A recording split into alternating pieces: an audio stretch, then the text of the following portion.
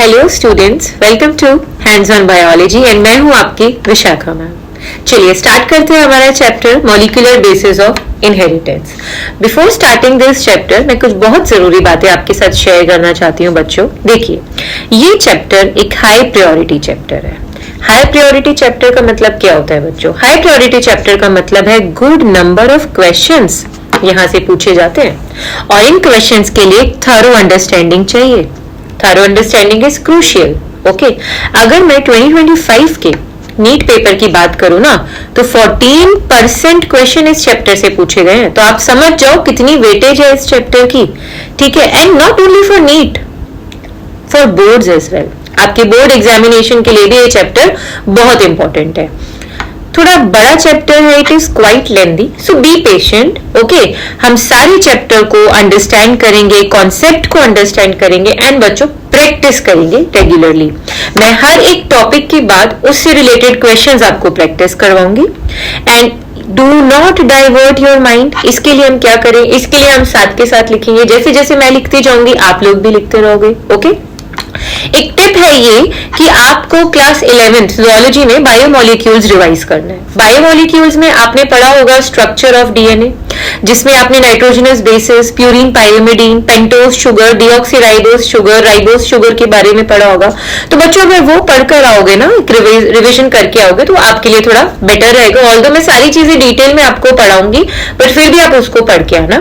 तो आओ इस चैप्टर का एक ओवरव्यू लेते हैं, फिर एक एक टॉपिक को डिटेल में पढ़ेंगे। तो चैप्टर का नाम है molecular basis of inheritance. Inheritance का मतलब क्या होता है बच्चों? इनहेरिटेंस का मतलब होता है transmission of characters from one generation to another.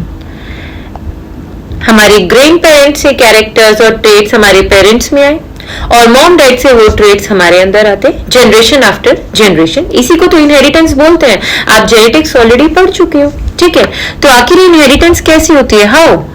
तो यहां पर हमें समझना होगा थ्रू लॉज, प्रिंसिपल्स, है ना, लॉज एंड प्रिंसिपल्स के थ्रू, जो आप ऑलरेडी जेनेटिक्स में पढ़ चुके हो।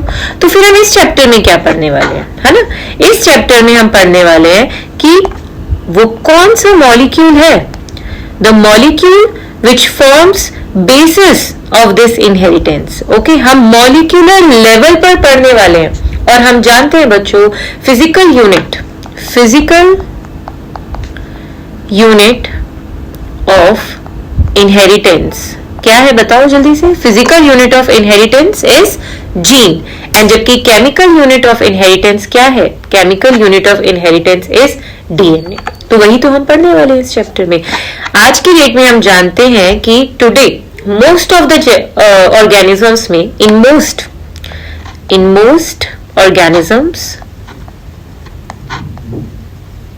जेनेटिक मटेरियल डीएनए ही तो है।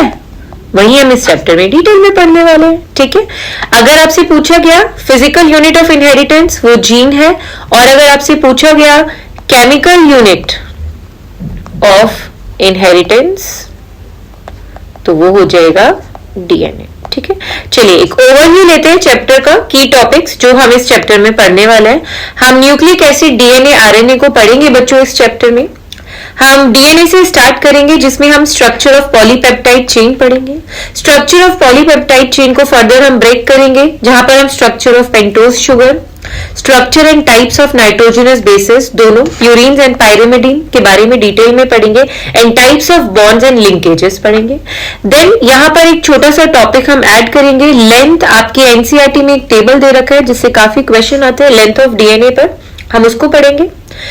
उसके बाद हम डेरिवेशंस ऑफ डीएनए स्ट्रक्चर देखेंगे कि डबल हेलिकल स्ट्रक्चर्स को जो प्रपोज किया गया था उससे पहले ऐसी कौन कौन सी बातें निकल कर आई जिसने और उसको सपोर्ट किया, जिसमें हम X-ray crystallography and Erwin Chargaff's equivalency rule पढ़ेंगे।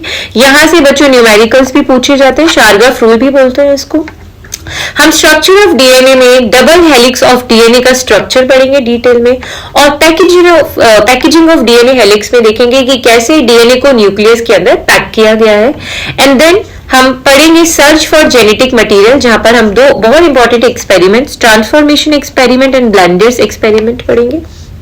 इसके बाद बच्चों हम central dogma of molecular biology को अंडरस्टैंड करेंगे और हम देखेंगे प्रॉपर्टीज ऑफ जेनेटिक मटेरियल कि किसी भी जेनेटिक मटेरियल में कौन कौन सी प्रॉपर्टीज होनी चाहिए। देन हम कंपेयर करेंगे आरएनए और डीएनए को on the basis of these properties. Now DNA की इतनी सारी बातें कर ली तो आरएनए नाराज हो जाएगा, तो चलिए आरएनए के बारे में बात कर लेंगे थोड़ी सी आरएनए वर्ल्ड हाइपोथेसिस में। अब यहाँ पर हम स्टार्ट कर देंगे डीएनए से DNA banana, that is DNA replication, जहां पर हम सेमी कंजर्वेटिव मॉडल पढ़ेंगे, एक्सपेरिमेंटल प्रूफ पढ़ेंगे, मेसेल्सन एंड स्टाल का एक्सपेरिमेंट पढ़ेंगे और मैकेनिज्म स्टार्ट कर देंगे डीएनए रेप्लिकेशन का, जहां पर हम एंजाइम्स भी देखेंगे कि कौन सी एंजाइम्स इसमें रिक्वायर्ड होंगे। देन डीएनए से आरएनए बनेगा और डीएनए से आरएनए बनाने से पहले हमें टाइप्स ऑफ आरएनए समझने पड़ेंगे, तो हम आरआरएनए, एमआरएनए, टीआरएनए पढ़ेंगे और फिर हम स्टार्ट कर देंगे मैकेनिज्म ऑफ ट्रांसक्रिप्शन। अब यूकैरियोट्स में ट्रांसक्रिप्शन के बाद पोस्ट ट्रांसक्रिप्शनल मॉडिफिकेशन देखने के लिए मिलेगी प्राइमरी ट्रांसक्रिप्ट में, उसको पढ़ेंगे और फिर यहीं पर एक छोटा सा टॉपिक है टेमिनिज्म, दैट इज रिवर्स ट्रांसक्रिप्शन, इसको कंप्लीट करेंगे। लेटर ऑन हम प्रोकैरियोटिक एंड यूकैरियोटिक ट्रांसक्रिप्शन को कंपेयर करेंगे, दोनों के बीच में डिफरेंस देखेंगे। नेक्स्ट स्टूडेंट हम स्टार्ट कर देंगे तैयारी हमारे एमआरएनए से प्रोटीन बनाने की। देखिए डीएनए से आरएनए बनाना फिर भी इजी है क्योंकि कॉम्प्लीमेंटैरिटी का रूल चलता है, पर आरएनए से एमआरएनए से प्रोटीन बनाने में लगेगी एक कोड लैंग्वेज और इस कोड लैंग्वेज को हम पढ़ेंगे जेनेटिक कोड में, ठीक है।